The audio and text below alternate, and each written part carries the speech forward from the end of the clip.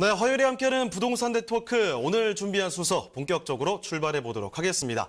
자, 먼저 함께 주실 전문가부터 소개를 해드릴 텐데요. 부동산 정책연구소의 강성욱 소장님 나와주셨습니다. 네, 소장님 안녕하세요. 네, 안녕하십니까. 네, 인사 말씀 전해주시죠. 네, 안녕하십니까. 반갑습니다. 오늘은 토지이용계획 확인서에 대한 내용을 조금 살펴보도록 하겠습니다. 우리가 이제 보통 생각하실 때 건물을 사더라도 건물만 사는 관점에서 이제 볼 수 있는 보는 경향이 많은데요. 실제로 이 토지이용계획 확인서는 현재 이용 상태뿐만 아니라 보통은 현재 이용 상태에 대한 내용이 굉장히 많습니다. 그렇지만 내용을 조금 더 정밀하게 보시면 미래 가치도 조금 예측할 수 있는 부분도 있어서 오늘 관점을 미래 가치를 좀 예측하는 관점으로 실제 토지이용계획 확인서를 가지고 여러분과 함께 한번 생각해 보도록 하겠습니다. 네, 소장님께서 말씀해 주신 것처럼 소장님과 함께 오늘 토지 이용계획 확인서에 대해서 자세히 한번 정리를 해보도록 하겠습니다. 자, 소장님 그러면 강의 전해주시죠. 네, 알겠습니다. 네, 토지이용계획 확인서는 이제 아시는 것처럼 토지에 대한 기본적인 여러 가지 이제 사실관계를 먼저 나타내고 있습니다. 뭐 아시는 것처럼 번지가 나오고 거기에 따라서 지목이 나오게 되겠죠. 그 다음에 이제 공시가가 나오게 되고, 그 다음 면적이 나오게 되는데요. 이런 기본적인 사실관계가 앞에 나오고, 그 다음에 이제 나오는 게 이제 국토의 계획 및 이용에 관한 법률상에서 여러 가지 용도, 지역이나 지구에 대한 내용이 세밀하게 나오게 됩니다. 그렇게 따라서 이제 건축물을 어떻게 지을 수 있느냐, 어느 정도 바닥 면적을 깔고 또 높이 질 수 있느냐를 정하게 되겠고요. 그 다음에 국토계획법 이외에 대한 여러 가지 또 규제사항도 나오게 되는데요. 이런 내용을 좀 의미 있는 내용들을 좀 보시게 되면 앞으로 이제 그 부동산을 보는 관점이 조금 바뀌지 않을까 그런 생각을 해보고요. 말씀을 드리도록 하겠습니다. 토지이용계획 확인서상에서 이제 구성되는 내용이나 기본 내용을 이제 보시게 되면 눈여겨 보셔야 될 것이 보통 이제 지역 지구 등에 대한 지적입니다. 이 내용은 중요한 것이 이 지역 지구에 따라서 지역에 따라서 어느 정도의 이제 건폐율이나 용적률 높이 질 수 있느냐 이거를 이제 정하게 되겠고요. 그다음에 지구 같은 경우는 이제 건물에 있어서 어느 정도의 모양 예쁘게 한다든가 방제를 한다든가 이런 지구에 대한 기본적인 내용이 들어가게 되겠고요. 그다음에 또 행위 제한에 대한 내용이 있습니다. 이 행위 제한 내용이 들어가서 건축물을 지을 수 있다, 없다, 어느 정도까지 지을 수 있다 이런 내용들이 자세히 기재되게 되겠고요. 그다음에 이제 토지거래 허가 계약에 대한 허가구역이 지정이 되겠는데요. 이 부분 같은 경우는 최근의 내용은 이제 3기 신도시가 토지거래 허가구역으로 다 묶여 있습니다. 그 사례도 볼 텐데요. 허가구역으로 묶여 있을 때에 대해서 우리가 이제 가져야 되는 관점도 따로 있다고 볼 수 있겠습니다. 그 다음에 이제 기본적으로 도로에 대한 사항도 잘 나와 있고요.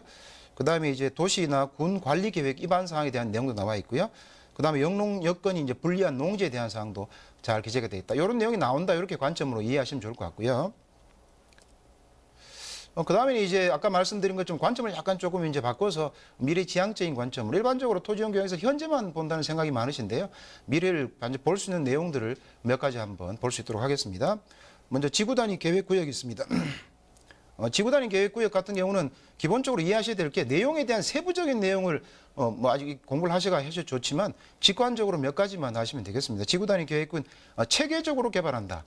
이런 형태를 이해하시면 되겠습니다. 그래서 일부 가지고 계신 우리가 보통 이제 그 도심에서 이루어지는 지구 단위 계획도 있고요. 비도시에서 이루어지는 지구 단위 계획 구역이 있는데 보통 많이 설정되는 것 같은 경우가 이제 그 역세권 주변에 이제 고밀도 복합 개발이 돼야 되기 때문에 지구 단위 계획 구역이 설정되는 경우가 굉장히 많다고 볼 수 있습니다. 그렇게 되면 여러 가지 이제 용도 지역의 상향이라든가 또는 기타 건축물의 높이에 대한 인센티브를 많이 적용하게 됩니다. 그러면 이제 기본적으로 건물이 깔고 있는 토지에 대한 가격이 상승하는 경향이 많다 이렇게 보시면 되고요. 기억하셔야 될 거는 체계적으로 개발한다. 이거 이제 유념하셔야 되겠고요.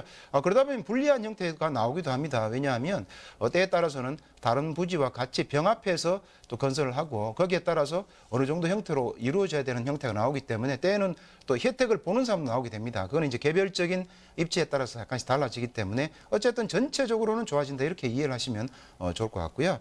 그다음에 이제 많이 아시는 재정비 촉진지구가 있습니다. 재정비 촉진지구라는 건 이제 기본적으로 도시가 노후화 불량화되어서 기반 시설 자체도 불량화되었을 경우에 도로도 잘 나 있지 않고 학교라든가 또는 공원이라든가 잘 없을 경우에 체계적으로 다시 한번 전체를 정비하는 내용이 되겠습니다. 어쨌든 간에 어떤 지역이 전체적으로 철거를 하고 정비를 하게 되면 가치가 많이 상승하는 게 일반적이다 이렇게 볼 수 있겠는데요. 이런 많이 아시는 것 같이 뭐 재개발은 뉴타운 이런 쪽을 이해하시면 될 것 같고요. 이런 지역이 있다고 지정이 돼 있다는 것은 그만큼 여기가 체계적으로 깨끗하게 새로운 건물들이 들어선다 이런 관점으로 보시게 되면 가치가 올라갈 수 있는 꾸준히 올라가는 지역이다 이렇게 이해를 하시는 게 좋을 것 같고요. 물론 거기에 따라서 이제 여러 가지 변수가 있지만 그 변수는 개별적으로 다시 확인하셔야 될 것 같고 일단 큰 틀에서 그렇게 이해하시면 좋을 것 같습니다. 그다음에 이제 관광휴양개발진흥지구가 있는데요. 이런 같은 경우는 이제 개발진흥지구이기 때문에 기본적으로는 개별 개발 자체가 불가능하다 이렇게 보셔야 됩니다. 앞에 말씀드린 지구 단위 계획구역이나 재정비 촉진 지구도 마찬가지로 개별 개발은 어렵습니다. 개별 개발이 어렵다는 이야기 자체가 당장은 이제 불편한 형태를 띠게 되지만 전체적인 입장에서 체계적으로 개발을 하기 때문에 그 측면에서 보시게 되면 전체가 체계적으로 개발되고 깨끗하게 개발된다는 이야기는 전체 가치가 올라갈 수 있는 그런 요소가 강하다 이렇게 이해하셔야 되겠습니다. 물론 개발진흥지구는 관광 휴양을 중심으로 한 내용이다 이렇게 이해하시면 되겠고요. 그다음에 또 한 가지 토지거래 허가구역입니다. 앞에서 말씀드린 것처럼 거래를 할 때 반드시 허가를 받아라 시군구청이 이제 그런 내용입니다. 그러면 토지거래가 실질적으로 잘 이루어지지가 않게 되겠죠. 허가를 받아야 되는 상황이기 때문에. 근데 이제 허가구역으로 묶은 이유를 아셔야 됩니다. 지금 특히나 이제 예를 들자면 3기 신도시 같은 경우에 허가구역으로 묶여 있기 때문에 허가를 받아야 되기 때문에 거래가 잘 이루어질 수 없는데 그 이유는 이제 수용이 전제로 되기 때문에 수용가를 어느 정도 낮게 형성하기 위해서 묶어뒀다 이렇게 이해를 하셔야 되겠고요.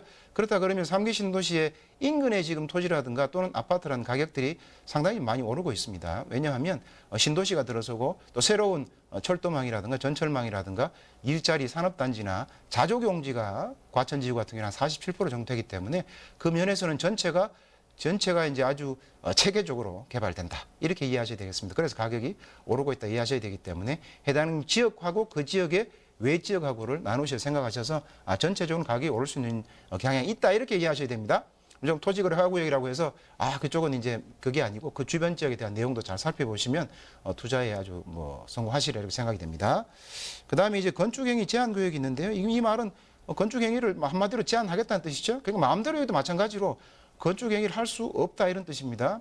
그렇게 되면은 당장은 굉장히 이제 불편하게 되겠죠. 건축행위를 할 수 없기 때문에. 근데 그 목적도 이해해야 됩니다. 내용이 어떤 내용인지.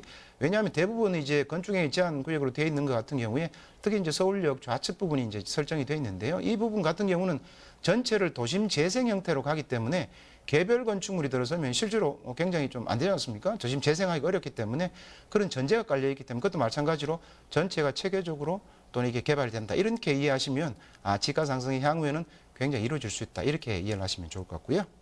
그다음에 특정개발진흥지구입니다. 똑같은 내용입니다. 특정개발진흥지구 같은 내용인데 이거는 이제 우리가 이제 그 경강선의 부발력이 특정개발진흥지구로 되어 있습니다. 특정개발진흥지구로 되어 있으면 여기도 마찬가지로 건폐율하고 용적률이 제한이 되어 있기 때문에 마음대로 개인이 토지를 갖고 있다고 해서 마음대로 지을 수가 없게 됩니다. 이렇게 규제가 나와 있는 그 상태에서 거기에 건폐율 용적률에 맞게 그 맞는 형태로 지어야 되기 때문에 단기간에 좀 불편할 수 있고요. 그래서 제가 말씀드린 이 전체적인 내용은 개별 행위가 불가능하지만 전체적인 입장에서는 가치가 오를 수 있는 여지가 있는 곳이다 이렇게 말씀을 드리는데요. 근데 한 가지 명심하셔야 될 것은 그렇다고 해서 이제 모든 사람이 다 혜택을 본다 이렇게 볼 수는 없습니다. 왜냐하면 그 중에서는 병합해서 개발하다 보면 조금 불리한 형태로 갈 수 있는데 애초에 처음에 초기 단계에 또는 진행이 될 단계나 여기 들어설 단계라든가 이런 형태가 이루어지는 어떤 단계에서 하신다 그러면 충분히 그 재테크에 성공할 수 있지만 중간 단계 어느 정도에 많이 오른 상태 또 여기 완공된 상태 이렇게 되면 좀 힘든 경우도 발생한다 이렇게 볼 수가 있겠습니다. 이런 데는 특정개발진흥지구는 관광휴양으로 하기도 하고요. 주거지형도 있고 또 중심지형 이렇게 다양하게 있는데요. 거기에 따라 건폐율, 용적률이 있습니다. 100%, 40%가 있기 때문에 거기에 따라서 가치가 어느 정도 될지는 좀 판단을 해보시지만 전반적인 형태에서는 가치가 상승할 여지가 있다. 이렇게 이해하시면 좋겠습니다.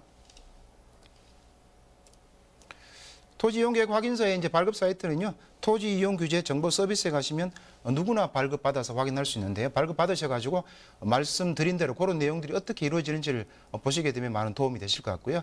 실제 한번 사례 가지고 한번 같이 보도록 하겠습니다. 이 같은 경우는 이제 보시는 것좀 지목이 이제 대로 되어 있습니다. 그다음 면적은 상당히 넓죠. 7만 9천 제곱미터 정도 되겠고요.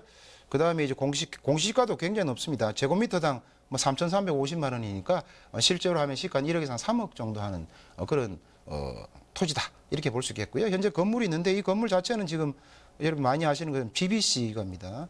현대차 본사가 들어가는 글로벌 비즈니스 센터가 들어가는 자리가 되겠습니다. 그래서 굉장히 비싼 자리입니다. 사실은. 현대차가 여기 거의 평당 한 4억 넘게 지금 예전에 구입했고요.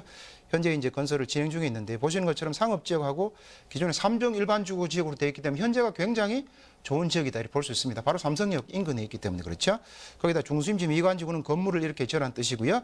그다음에 지구 단위 계획구역에 나와 있는 것처럼 국제교류 복합지구가 되어 있습니다. 이 전체가 국제교류 복합지구 형태로 지구 단위 계획이 설정되어 있기 때문에 상당히 많이 바뀔 여지가 많습니다. 그래서 현재도 비싸지만 향후에도 가치는 더 상승할 여지가 많다. 이렇게 이해하시면 좋을 것 같고요. 그다음에 기타 내용들이 여러 가지 있는데요. 여러 가지 특별히 이제 그 부분이 집중해서 보셔야 될 부분입니다. 다음에는 이제 지목이 전으로 되어 있고요. 그다음에 면적이 이제 있습니다. 4,900제곱미터 정도 되고요. 개별 공시가는 43만 2천 원이 됩니다. 요 같은 경우는 도시 지역입니다. 도시에 있는 지역이다 볼 수 있고요. 그다음에 자연 녹지 지역인데 유념해서 보셔야 될 지역이 개발 제한 구역입니다. 이건 개발을 임의로 할 수 없다 이렇게 보셔야 되기 때문에 개발 제한 구역에 대해서 이제 오해를 하시는 경우가 많은데요. 기본 전제는 잘 풀리지가 않는다 이렇게 생각하고 하셔야 됩니다. 풀리면 뭐 대박이다 이런 말씀도 있지만 기본적으로 안 풀린다는 전제가 있기 때문에 그걸 잘 판별을 하셔야 되고요.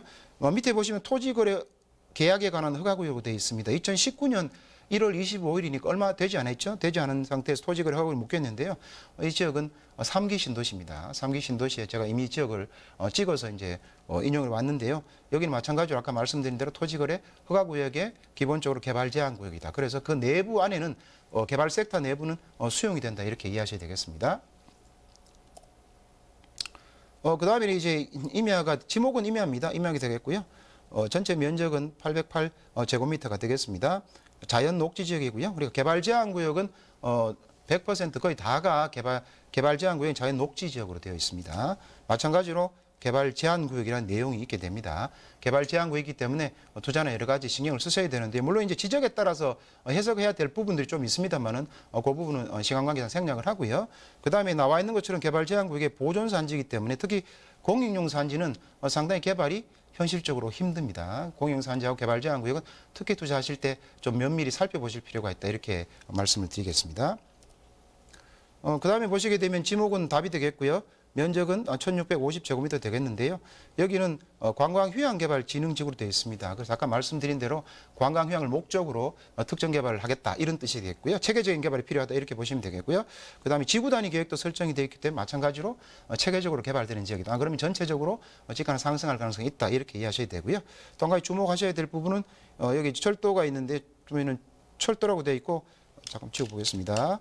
철도라고 되어 있고 저촉이란 말이 있습니다. 이 말은 철도 또 노선이라든가 역사에 저촉돼 있다 이 뜻입니다. 그래서 완전히 물려 있는지 또는 인접해 있는지 따라서 그 가치가 달라질 수 있지만 어쨌든 간에 여기에 들어오게 되는 역세권 형태가 진행이 되고 있다 이렇게 이해하셔야 되겠고요. 거기에다 체계적으로 개발할 지역으로 되어 있기 때문에 기본적으로는 가치가 많이 오를 수 있는 영역이 있다 이렇게 이해하셔야 되겠습니다. 마지막으로 하나만 더 보도록 하겠습니다. 마지막은 이제 답이 되겠는데요. 공시가는 79만 원 정도 되겠고요. 면적은 1532제곱미터인데요. 보셔야 될 건 여기는 일반 상업지역입니다. 지목이 비록 답이지만 여기는 도시적으로 바뀌어 있는 상태입니다. 일반 상업지역이 되겠고요. 체계적으로 개발한다고 그랬었죠. 그래서 지구 단위 계획구역이 되어 있습니다. 이거는 지저역입니다. SRT 지저역사 인근에 지금 역세권 도시개발이 진행된 지역이기 때문에 비록 지목은 답이라 하더라도 지구 단위가 되어 있어서 상업지역으로 바뀌어 있다 이렇게 이해하셔야 되고요. 물론 도시개발법에서 도시개발 구역이 지정해서 되어서 지금 도시개발 한참 한다 이렇게 보시면 되겠습니다. 물론 이제 예전에 투자하신 분은 거기에 따라 지가 상승을 많이 볼 수 있다 이해할 수 있겠고요. 오늘 이제 요약을 해드리면 전체적으로 토지이용계획 확인서는 반드시 현재 이용 상태뿐만 아니라 잘만 보시게 되면 미래 가치까지 나타낼 수 있기 때문에 투자에 많은 도움이 되시려면 조금 이렇게 면밀히 보셔가지고 투자하시는 그런 안목이 필요하겠다 이렇게 말씀을 드리겠습니다.